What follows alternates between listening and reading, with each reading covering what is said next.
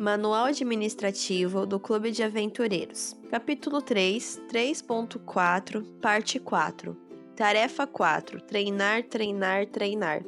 E nas horas vagas, treinar um pouco mais. Até este ponto, você já esteve adestrando a si mesmo e a sua diretoria. E esta tarefa não termina nunca. Mas ter um diretor e uma diretoria treinados não garante o sucesso. Sua diretoria passa agora ao treinamento de candidatos a conselheiros. Este é o fator que determina que qualidade de clube vocês terão. Todos os membros adultos inscritos no clube devem participar deste treinamento. Os conselheiros de unidade são seus aliados mais fortes. Se tiver bons conselheiros em seu clube, você não precisará de mais nada. Assim, treinar os conselheiros é a tarefa mais importante que você pode empreender e queremos que a compreenda muito bem antes de iniciá-la. Treinando conselheiros.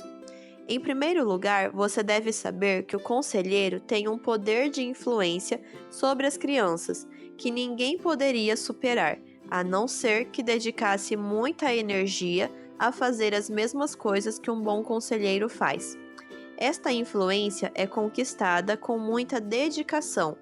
Caso quaisquer de nós fôssemos crianças, depois de passar tanto tempo juntos, fazendo as atividades de que mais gostamos, aprendendo coisas da maior importância, obtendo experiências inesquecíveis, vencendo desafios, realizando aventuras e peraltices, convivendo e sendo amigos, nos bons e nos maus momentos, seríamos também incapazes de não amar e respeitar do fundo do coração o nosso conselheiro. Em segundo lugar, saiba que o conselheiro conquista quase imediatamente os pais de seus aventureiros.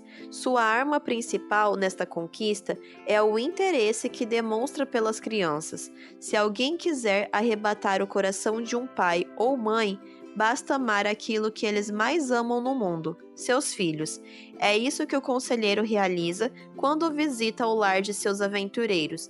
Busca auxiliar os pais naqueles conflitos tão costumeiros, nas perplexidades da tarefa, quase sempre espinhosa, de educar crianças. Seu exemplo e conduta, muitas e muitas vezes copiados por meninos e meninas, refletem-se no dia a dia e os pais não são cegos a estas manifestações da influência que conselheiro exerce sobre seus filhos. Claro que isso pode ser uma espada de dois gumes, pois um conselheiro relapso, se é que existe algum, fará efeito tão poderoso para o mal quanto o que poderia fazer para o bem. Treinar conselheiros antes de dar-lhes tarefa tão importante deve se impor aos seus olhos como a missão mais fundamental da diretoria em seu clube de aventureiros. O conselheiro é o modelo das crianças. Ele precisa crescer como pessoa, ajude-o a amadurecer, obter educação, dominar habilidades, conhecer-se a si mesmo, realizar-se em todos os aspectos da sua vida social, profissional, educacional, afetiva, familiar, religiosa. Já que as crianças vão se tornar pequenas cópias dele, vamos investir na construção do original. Ele precisa crescer como líder. Ajude-o a se aprimorar através de curso e treinamento prático. Lidere-o com firmeza regada à amizade. Dê o exemplo de como tomar decisões e solucionar problemas.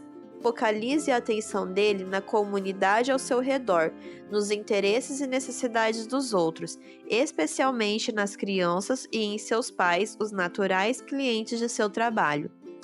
Ele precisa crescer como cristão e como adventista. Ajude-o a aprofundar e expandir seu horizonte espiritual. Somente líderes cristãos formam homens e mulheres cristãos, e quanto mais próximos estes líderes estiverem dos meninos e meninas, mais forte será seu impacto sobre a vida espiritual das crianças. Além disso, há o estilo adventista de vida, a doutrina bíblica, a missão que temos no mundo. Tudo isso deve fluir naturalmente do conselheiro para as crianças sob seus cuidados. Ele precisa crescer como pai e mãe. A maioria das pessoas que se dispõem a trabalhar no clube são os pais e mães dos aventureiros. Ajude-os a aplicar em seu próprio lar as coisas que aprendem e ensinam no clube. Os pais e mães se envolvem de corpo, coração e alma no programa dos aventureiros, e muitos deles figuram entre os dirigentes mais amados do clube, enquanto aventureiros. Infelizmente, alguns não conseguem tornar realidade em sua própria experiência, em sua casa, aquilo que realizam com tanta eficácia no clube. Outra maneira de desenvolver seus conselheiros é permitir que eles participem do planejamento. Isso lhes indicará o caminho para, um dia também, assumirem seu lugar na diretoria. Ver de perto o que acontece na liderança geral do clube dará a cada um deles um contexto mais amplo, dentro do qual compreender sua própria tarefa destinada a contribuir para o sucesso dos planos em execução. Leve seus conselheiros aos cursos promovidos por sua associação Missão, pois ali se aprende não apenas por meio das aulas, através do intercâmbio com outros que, como vocês, estão atuando na organização, ensino e liderança. Vocês poderão confirmar aquilo que lhes é ensinado em seu clube local e, quem sabe, também ajudar outros dirigentes. Esta troca de experiências será muito benéfica. O trabalho de treinar conselheiros não termina quando eles assumem o comando de uma unidade. Tal trabalho, na verdade, naquele momento está apenas começando. Toda a teoria de que você lhes ensinou será agora testada, em condições não ideais, na realidade nua e crua. Muita coisa que fazia sentido e parecia fácil de realizar assume então novos contornos e conteúdos. Esteja por perto para dar apoio nestes momentos. Todo este treinamento busca alcançar 2 resultados específicos: formar o conselheiro como líder de uma unidade e formá-lo como um instrutor de classes e especialidades. Uma coisa não equivale automaticamente à outra. Um grande líder cheio de iniciativa e habilidade que conquista entusiasmos meninos e meninas pode ser um instrutor deficiente. Temos o conselheiro da unidade, mas ele não sabe instruir. O que fazer? Mantê-lo como conselheiro, pois não é apenas o ensino das classes e especialidades que nos interessa na unidade. O instrutor geral do clube ajudará no curto prazo, providenciando instrução adequada para os aventureiros, enquanto no longo prazo mostrará ao conselheiro como desempenhar satisfatoriamente também esta parte de sua missão. Se for o contrário, um adulto interessado que ensina bem, mas não tem liderança ou paciência para a convivência com as crianças na unidade, basta colocá-lo como um instrutor, e ele dará contribuições expressivas para o sucesso do clube. Estude a lista de atribuições do conselheiro de unidade e elabore um programa de treinamento que possa efetivamente ajudá-lo a adquirir a competência exigida. Tarefa 5. Atribuir cargos e funções. Chegou a hora de escolher os conselheiros e outras funções do clube. Em todo o processo que apresentamos até este momento, apenas 3 pessoas têm cargos e funções definidos: o diretor, o associado e o secretário. Todos os demais ainda estão em treinamento. E ao abrir inscrições, primeiro para adultos, tarefa 2, é só mais tarde para as crianças. A diretoria do clube tem uma oportunidade excelente para avaliar os recursos humanos disponíveis. Deste modo, também, pode descobrir quais as necessidades ainda não cobertas pelas pessoas atualmente envolvidas. Se alguma habilidade muito importante ainda não está presente entre os adultos dispostos e disponíveis para o trabalho, a diretoria deveria fazer uma expedição de caça entre os pais que ainda não se tornaram membros do clube e os departamentos da igreja que possuem sinergia com aventureiros, isto é, os departamentos da escola sabatina para crianças. Peça ajuda ao ancião da área, ao pastor distrital, aos dirigentes de outros departamentos e aos próprios membros adultos já inscritos no clube. Esta é a hora certa para fazer isso. Não deixe para depois. Treinamento interno e estágio prático. O treinamento interno promovido pela diretoria deve disponibilizar informação sobre todas as funções e cargos do clube, a todos os adultos dispostos a ajudar. Deste modo, as pessoas podem ir se aproximando por si mesmas das áreas com que se identificam mais. Especialmente o cargo de conselheiro deveria ficar muito bem explicado para todos. Isso mostrará aos não escolhidos para este trabalho que todos os demais cargos e funções no clube trabalham em dependência do que acontece na unidade. Todos os adultos, seja de qual cargo ou função desempenhem, estão a serviço da melhor atuação possível dos conselheiros. Escolher os conselheiros significa também destiná-los às idades com que trabalham melhor. Para conhecer seu potencial, indique, durante o treinamento deles, tarefas no departamento infantil da escola sabatina, como contar histórias e coordenar atividades específicas para várias idades diferentes. Classes da escola sabatina infantil, jardim da infância e primários. Assim, eles poderão avaliar sua própria aptidão e os resultados obtidos na interação com crianças de várias faixas etárias diferentes. Esteja presente ou envie um representante a fim de verificar a atuação dos candidatos a conselheiros. Isso ajudará muito na hora de avaliar e escolher. Escolhendo os auxiliares. Destinar cargos e funções para os adultos deve ser uma tarefa realizada em conjunto pela diretoria e pelos próprios candidatos. Muitas vezes, os dirigentes percebem, ao longo do treinamento, a facilidade que uma pessoa apresenta em certa área. Devem, então, direcioná-la para ela. Em outros casos, a própria pessoa descobre afinidades pessoais com determinado trabalho e deseja envolver-se nele.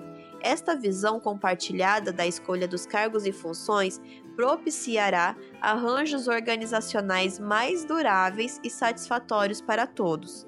Evidentemente, haverá casos em que uma pessoa se considerará apta para determinado trabalho sem, contudo, ter realmente a habilidade necessária.